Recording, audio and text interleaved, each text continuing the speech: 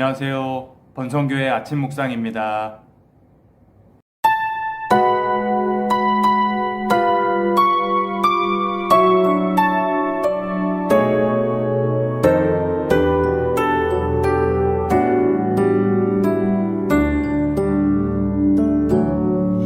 너 예수께 조용히 나가 내 모든 짐 내려놓고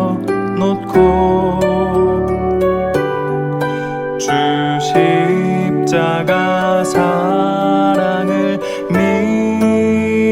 믿어 죄 사함을 너 받으라. 주 예수께 조용히 나가 내 마음을 쏟아놓으라. 늘은 미리 보시는 주님 큰 은혜를 베푸시리. 주 예수의 은혜를 입어 내 슬픔이 없어지리. 내 이웃을 늘 사랑하여 너 받은 것 거저주라. 주 예수께 조용히 나가 내 마음을 쏟아놓으라. 늘은 미리 보시는 주님 큰 은혜를 베푸시리.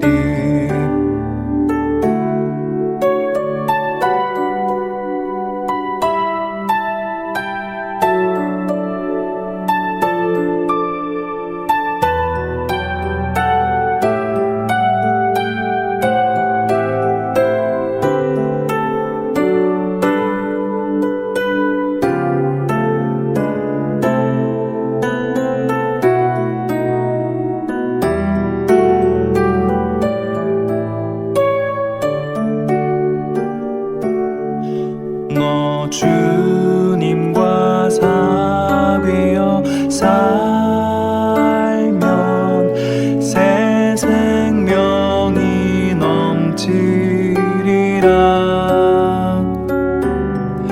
주 예수를 찾는 이 앞에 참 밝은 빛 비추어라.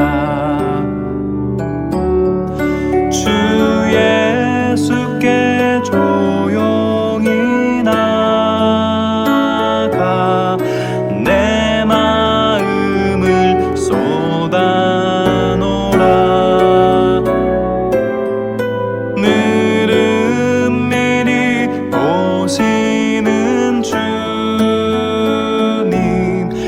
큰 은혜를 베푸시리.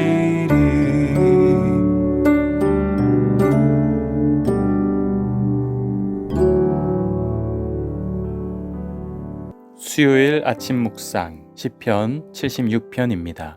백성을 위해 싸우시는 하나님. 하나님은 유다에 알려지셨으며 그의 이름이 이스라엘에 크시도다.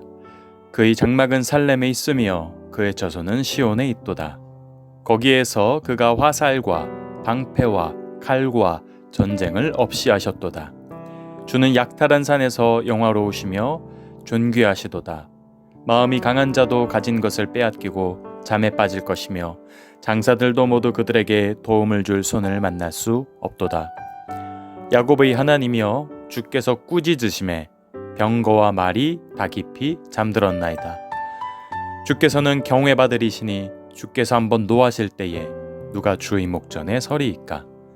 주께서 하늘에서 판결을 선포하심에 땅이 두려워 잠잠하였나니 곧 하나님이 땅의 모든 온유한 자를 구원하시려고 심판하러 일어나신 때에로다. 진실로 사람의 노여움은 주를 찬송하게 될 것이요 그 남은 노여움은 주께서 금하시리이다. 너희는 여호와 너희 하나님께 서원하고 갚으라. 사방에 있는 모든 사람도 마땅히 경외할 이에게 예물을 드릴지로다. 그가 고관들의 길을 꺾으시리니 그는 세상의 왕들에게 두려움이시로다. 아멘. 하나님은 어떤 분입니까? 1절, 2절에 보면 오늘 본문에서 이렇게 설명합니다. 하나님은 유다에 알려지셨으며 그의 이름이 이스라엘의 크시도다. 그의 장막은 살렘, 즉 예루살렘에 있으며 그의 처소는 시온산, 시온 언덕에 있도다. 아멘. 장막, 살렘, 시온, 예루살렘과 시온이 무엇을 의미하는지 잠시 짚고 넘어가도록 하겠습니다. 이스라엘은 언덕이 많은 도시입니다. 우리나라처럼 산과 평야가 공존하는 도시인데요. 그 언덕 맨 윗부분에 옛날 명칭으로 살렘이라는 곳, 즉 예루살렘의 도시가 세워졌습니다. 예루살렘을 통칭해서 시온이라고 말하기도 합니다. 예루살렘뿐만 아니라 이스라엘 전체 묶어서 시온이라고 얘기를 하기도 합니다. 시온, 즉 이 자이언이라고 하는 그 상징은 즉 예루살렘과 이스라엘 전체를 의미하는 것이죠. 이 시온산에, 즉 예루살렘 산에 솔로몬의 성전이 세워졌었습니다. 비록 지금은 사라지고 그 자리에 다른 건물이 올라가 있지만 오래전 구약시대 때 세워졌던 이 솔로몬의 성전도 지켜주시고 또 무너진 것을 회복하게 하여 주시고 예루살렘 이 언덕도 지켜주시고 시온, 즉 이스라엘 전체 주님을 믿는 성도 전체를 지켜주신다, 그런 의미가 있습니다.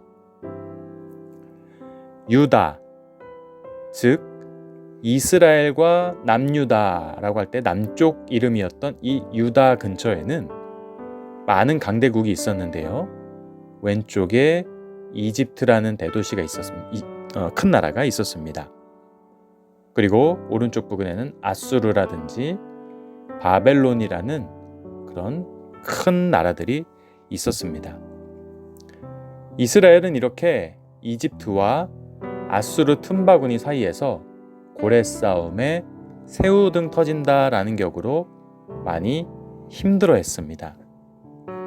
이런 사면초가 같은 상황에서도 하나님은 성도를 지켜주신다라고 이야기하고 있는 겁니다. 그리고 오늘 본문에 홍해에 대한 언급도 나옵니다. 4절을 보면 약탈한 산에서 영화로우시며 존귀하시도다. 그리고 바다 언급 6절, 주께서 꾸짖으심에 병거와 말이 다 깊이 잠들었나이다.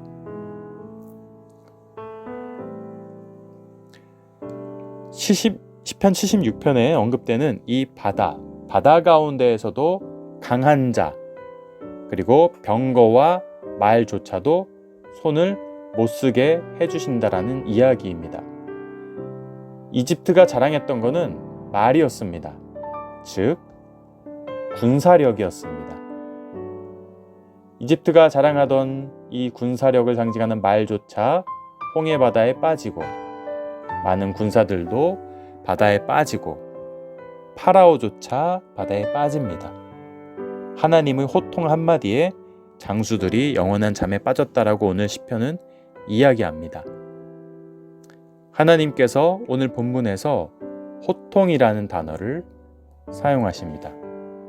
모든 열방들을 꾸짖으시며 모든 교만한 자들을 낮추시는 분입니다. 그래서 유다에게 하나님을 알게 하셨고 이스라엘에게는 얼마나 크신 분인지를 드러내셨습니다. 우리를 위해서도 하나님께서 친히 싸우게 하십시오. 스스로 자신을 드러내시도록 우리가 너무 나서지 맙시다. 주의 호통 앞에 두려워 떨 세상 권력의 호기를 두려워하지 맙시다.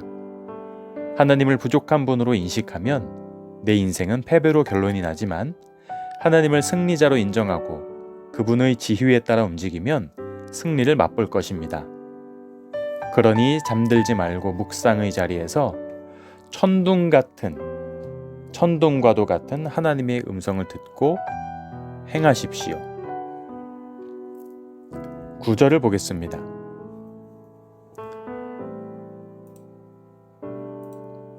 하나님이 땅의 모든 온유한 자를 구원하시려고 심판하러 일어나신 때로다. 하나님의 목적은 심판에만 있지 않습니다. 하나님께서 노하시고 그 노하심으로 하늘에서 판결이 선포되면서 온 땅이 두려워하게 되는 놀라운 일들이 일어납니다. 그러나 더 놀라운 것이 있습니다. 바로 온유한 자를 구원하시는 것입니다. 하나님의 전쟁은 승리의 트로피를 얻는 것이 아니라 압제당하는 사람들을 구원하는 것이 목적입니다. 나에게 주시는 교훈은 무엇입니까? 10절에 보면 이렇게 나옵니다. 진실로 사람의 노여움은 주를 찬송하게 될 것이요 그 남은 노여움은 주께서 금하시리이다. 시편의 시인은 장차 하나님께서 악인들의 분노와 반역을 꺾고 백성들에게 찬양받으실 것을 내다보고 있습니다. 그 하나님께 우리가 취할 태도는 경외이고 이는 충성과 예배의 삶으로 이어져야 합니다. 악인의 횡포, 그 횡포 때문에 내쉬는 오늘의 신음을 내일의 찬송으로 바꾸어 줄 것입니다. 역사의 통치자가 바로 하나님뿐이심을 고백하는 예배와 삶을 드립시다. 기도하도록 하겠습니다. 하나님의 일하심을 찬양하며 하나님을 경외하는 삶을 살게 하소서. 백성들을 위해 대신 싸우시며 우리 가정과 교회를 위해 앞서 싸우시는 주님을 찬양합니다. 오늘 하루도 우리 가정을 보호하시고 자녀들을 지켜주시며 하나님의 치유를 경험하게 해주세요. 예수님의 이름으로 기도드립니다. 아멘.